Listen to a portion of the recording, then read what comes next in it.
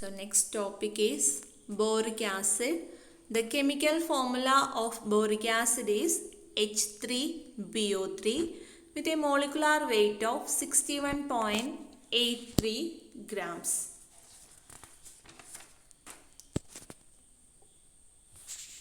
So it is available in the form of orthoboric acid, metaboric acid, tetraboric acid and pyroboric acid.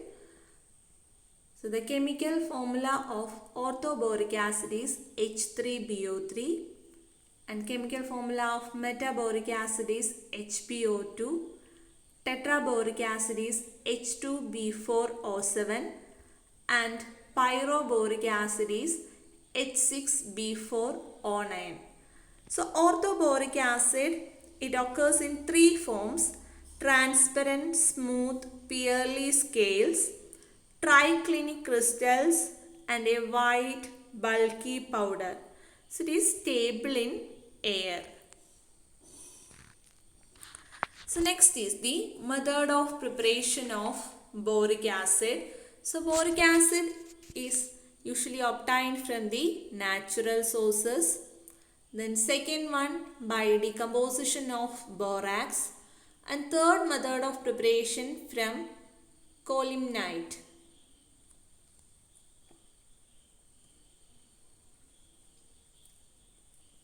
So it is prepared from natural sources, from colimnite, from borax. So from colimnite, the chemical formula of colimnite is Ca2B6O11 5H2O, that is suspended in boiling water. Then sulfur dioxide is passed.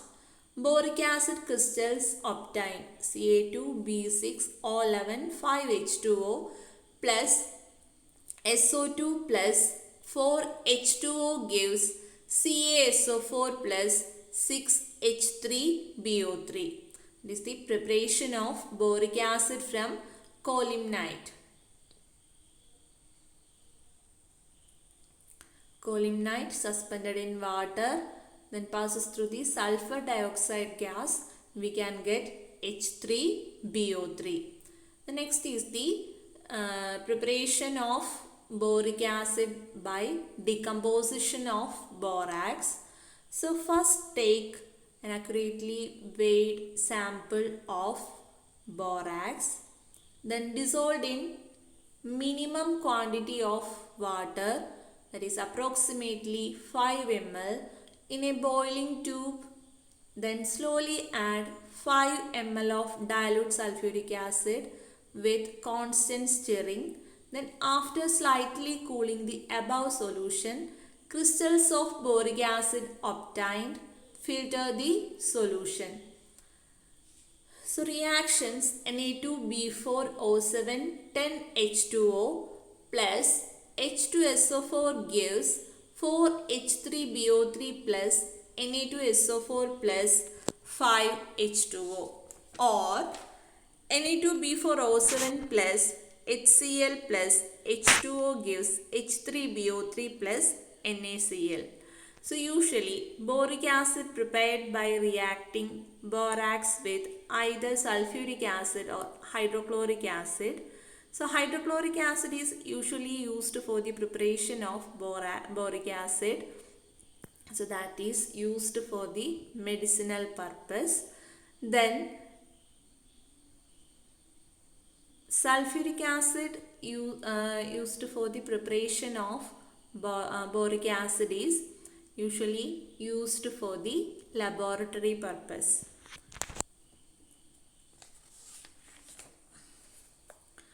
Then next we are going to discuss about the chemical properties of boric acid. So it is soluble in 1 in 25 parts of water and 4 parts of glycerol. So important chemical property is heating property.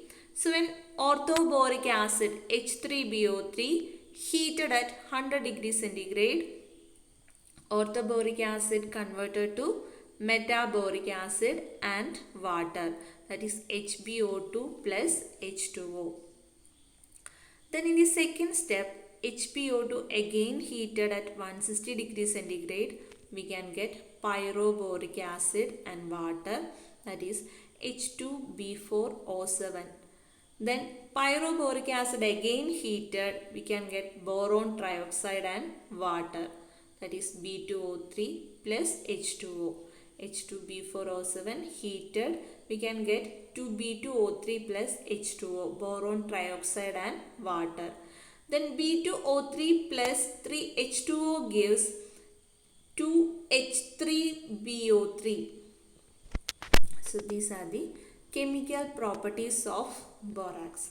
So next we are going to discuss about the identification test for boric acid. So first take the sample which is dissolved in mixture of methyl alcohol and concentrated sulfuric acid. Ignite the solution, then introduced into a flame. The flame burns with a green border due to the formation of methyl borate. So this is the identification test for boric acid. Then second one, when sample dissolved in boiling water, cooled, the solution is faintly acidic.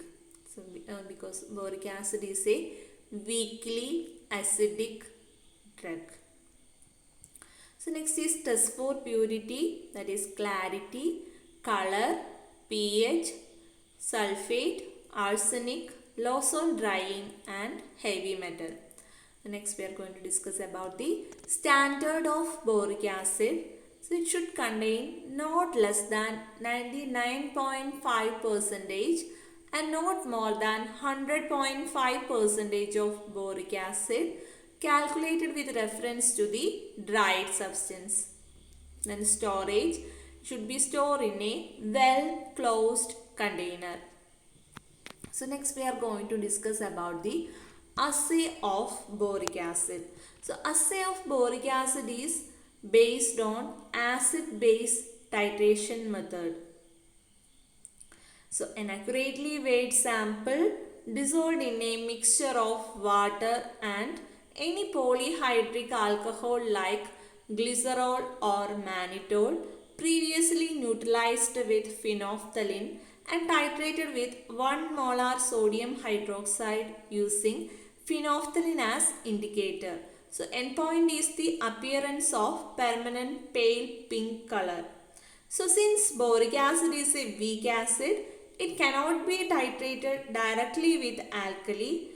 So in order to increase the acidity, we can add some polyhydric alcohol like glycerol or mannitol. So glycerol combined with boric acid to form a monobasic acid known as glyceryl boric acid, which is strong enough to be titrated with 1 molar NaOH and give a satisfactory endpoint. So that is the method of assay of boric acid.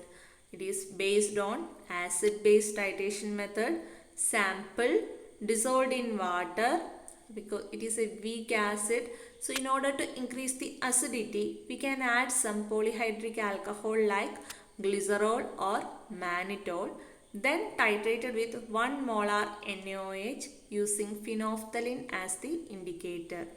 So glycerol combined with boric acid, we can get glyceryl boric acid, or mannitol combined with boric acid, we can get mannitol boric acid that is strong enough to be titrated with 1 molar NaOH and give a satisfactory endpoint. So endpoint is the appearance of permanent pale pink color.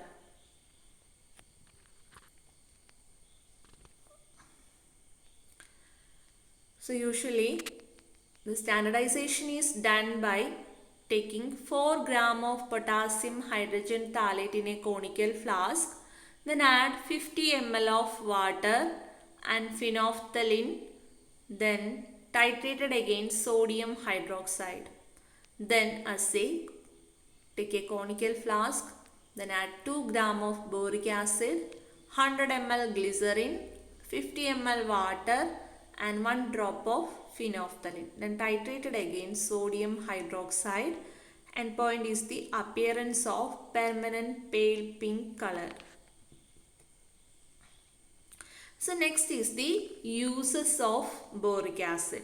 So it is used as a bacteriostatic, antiseptic, disinfectant, mouthwash, eye wash, and it is used in the treatment of diaper rash, which is act as an emollient antiseptic ointment. Then it is used in as a buffer in epinephrine bitartrate injection, then used as eye drops, mouthwash, etc. So it is bacteriostatic, antiseptic and disinfectant. So it is available in the form of antiseptic creams. So it acts as a soothing agent or skin softening agent. So it acts as an emollient antiseptic ointment. It is available in the form of cream. Then it is available in it is act as an ingredient, used as an ingredient in dusting powders, etc.